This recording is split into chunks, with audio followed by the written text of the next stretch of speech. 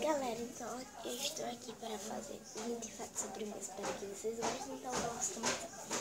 Então, vamos começar. O primeiro é que eu gosto. O primeiro fato, eu amo fazer vídeo para todos vocês que estão me assistindo, é lógico, né? E também eu gosto de...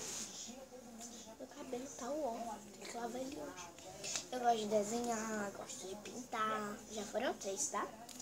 Gosto de desenhar e pintar. Gosto de dormir, assistir TV, mexer no telefone, no tablet, jogar no computador,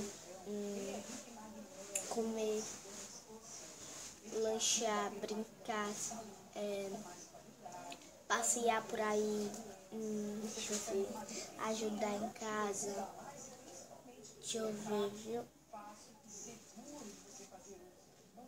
Já foram 12.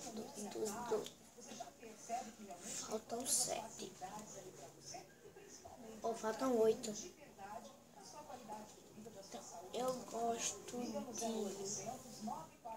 novelas chiquititas, Carrossel, Cúmplices de um Resgate. Gosto de novelas para maiores de 12. Gosto de assistir Sessão da Tarde.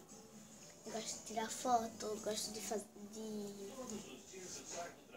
brincar com minha priminha, Ana Alice. Talvez o próximo vídeo, se ela estiver aqui, eu mostro pra vocês a ela. Eu gosto de brincar sozinha no meu quarto. E o último fato é que eu amo muito vocês que estão me assistindo. Então, um beijão. Tchau, tchau. Espero que vocês gostem. Não se esqueçam de comentar, compartilhar, curtir e se inscrever no meu canal. Um beijo. Tchau, tchau. Oh my God. Oh my God.